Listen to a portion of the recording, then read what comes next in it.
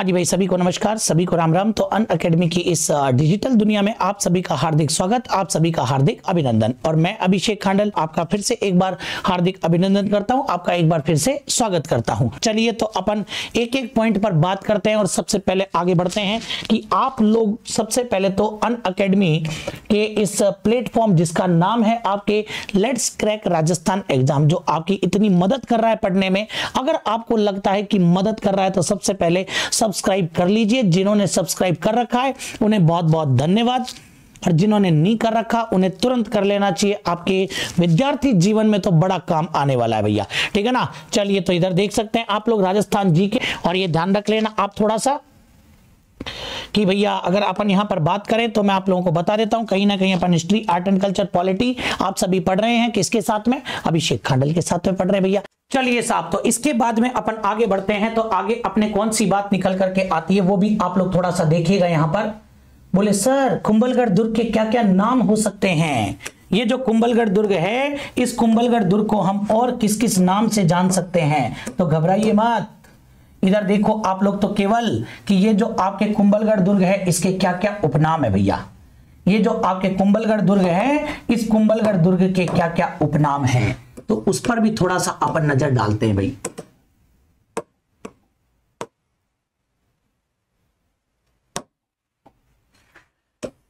चलिए तो देखिए आप लोग,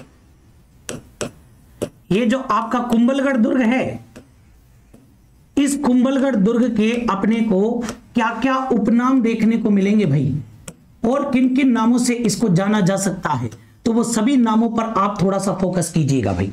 सभी नामों पर थोड़ा सा आप लोग फोकस करना, सभी का ध्यान इधर होना चाहिए पर्दे पर। सबसे पहले तो कुंभल मेरू दुर्ग को कहते हैं कुंभल मेरू।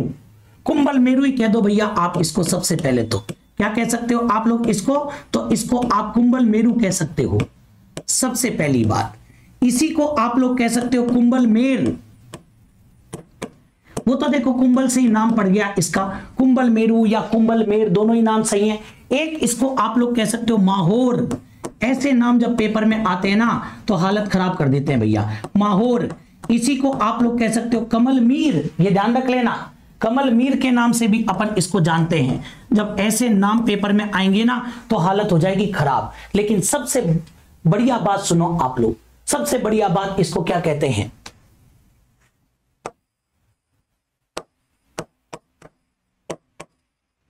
मेवाड़ मारवाड़ का सीमा प्रहरी। ये ध्यान रख लेना आप लोग, भूल मत जाना भैया। मेवाड़ मारवाड़ का सीमा प्रहरी इसको कहेंगे। क्या क्या कहेंगे? मेवाड़ मारवाड़ का सीमा प्रहरी कहेंगे। बोलो क्या क्या क्या कहेंगे?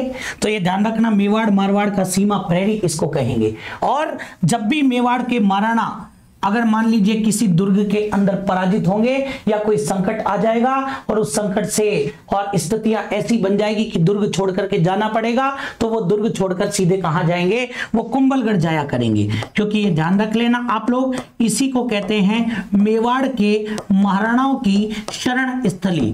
क्या कहेंगे इसको? मेवाड़ के महाराणाओं की शरण स्थली। तो ये ध्यान रख लेना, मेवाड़ के महाराणाओं की शरण स्थली या आश्रय स्थल, या आश्रय स्थल किसको कहा जाएगा? तो वो भी आपके कुंभलगढ़ को कहा जाएगा। लेकिन मारवाड़ के जोधपुर के राठौड़ों की शरण स्थली किसको कहेंगे? कमेंट करके बताओगे कि अगर जोधपुर के राठौड़ों की शरण स्थली पूछेगा तो सीधे क्या बताना पड़ेगा? सिवाना दुर्ग बाड़मेर, सिवाना दुर्ग बाड़मेर। लेकिन अगर आप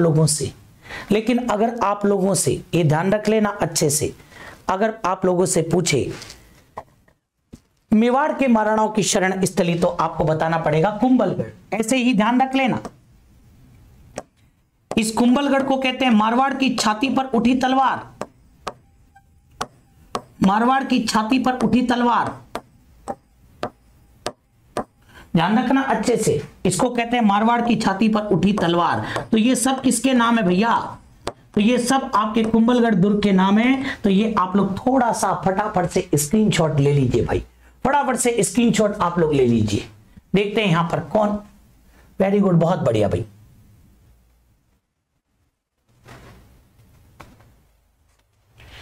चलिए तो आगे बढ़ते हैं भैया। इसके बाद में कुंभलगढ़ दुर्ग की और बातें अपने पास में आती है भैया। देखते हैं और क्या क्या बातें कुंभलगढ़ दुर्ग की अपने पास में आती है।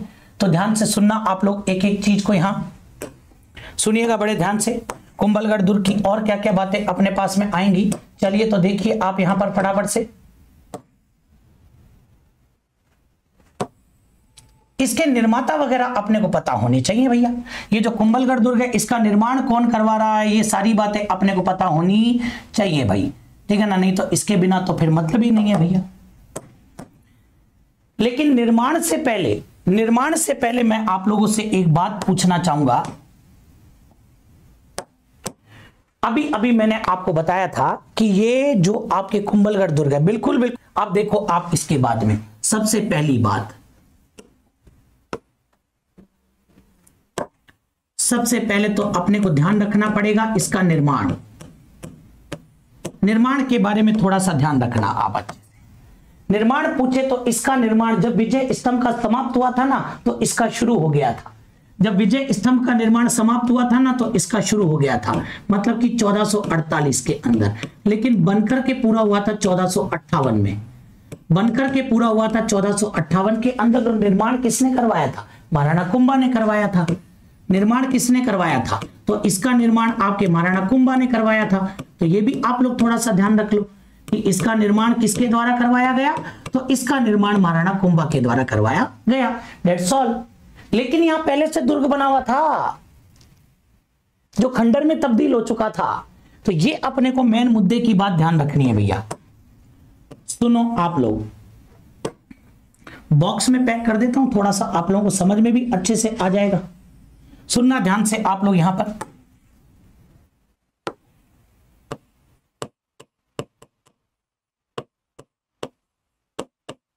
मौर्य शासक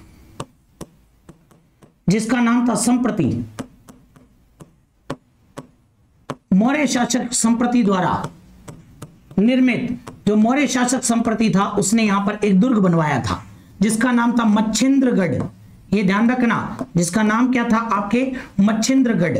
तो मौर्य शासक संप्रति द्वारा निर्मित मच्छिंद्रगढ़ के, जो मच्छिंद्रगढ़ दुर्ग है उस मच्छिंद्रगढ़ के और खंडरों के ऊपर ये इस दुर्ग का निर्माण हुआ। मच्छिंद्रगढ़ के खंडरों पर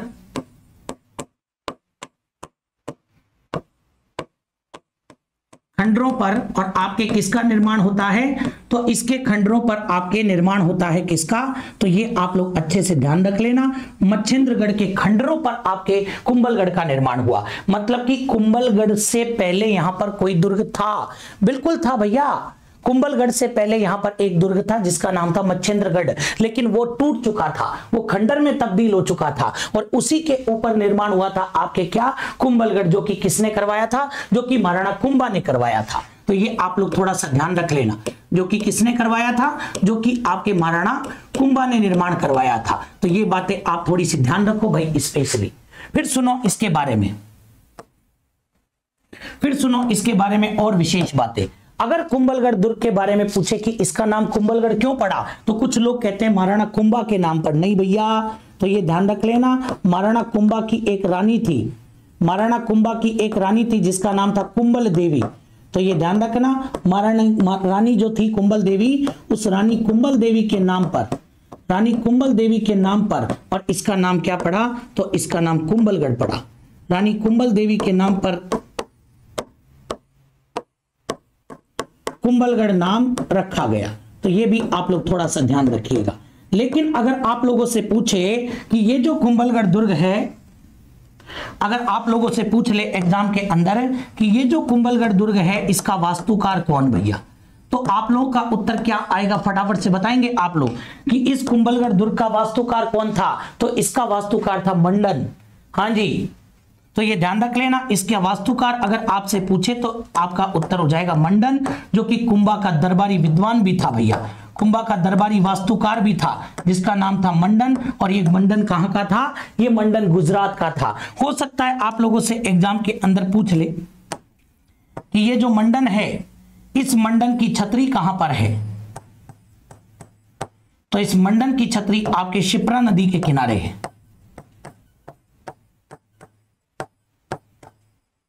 जहां पर दुर्गादास राठौड़ की छतरी भी है भैया। क्षिप्रा नदी के किनारे, कहां पर? उज्जैन।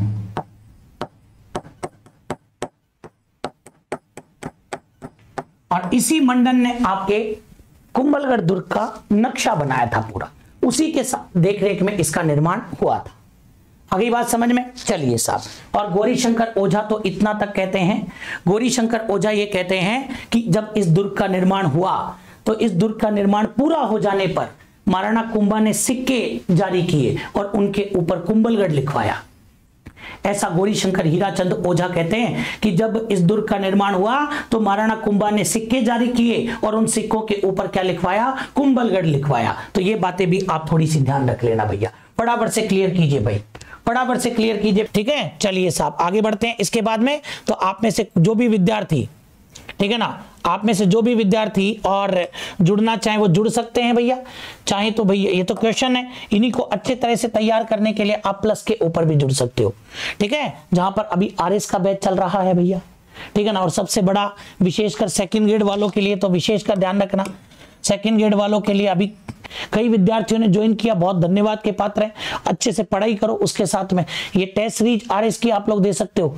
और सबसे खास बात तो ये है कि अनअकैडमी की कि एक सब्सक्रिप्शन के अंदर आपके सारे कोर्स चालू हो जाते हैं। मैंने सेकंड ग्रेड का ले लिया और फर्स्ट ग्रेड पहले आ गई तो वो भी आपके चालू है, सेकंड ग्रेड चालू, आरएस मेंस, पुलिस, वीडियो सब कुछ आपके चालू हो जाएगा ये एक ही सब्सक्रिप्शन के अंदर। और उस एक सब्सक्रिप्शन की कीमत मतलब कि उसकी फीस, तो उसकी फीस केवल और केवल कितनी है भैया?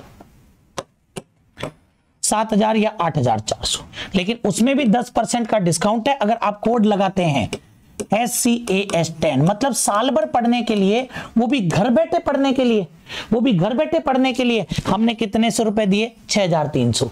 और अगर हम 7,560 दे देते हैं, थोड़े से ज्यादा हैं, लेकिन ध्यान रखना मतलब कि पर मंथ 100 रुपए ज्यादा लगे आपके, लेकिन आपने 2 साल का काम कर लिया, ठीक है ना। अब 2 साल में कोई सा भी एग्जाम आ जाए, बोले सर आप क्या चाहते हो 2 साल तक नौकरी नहीं लगे?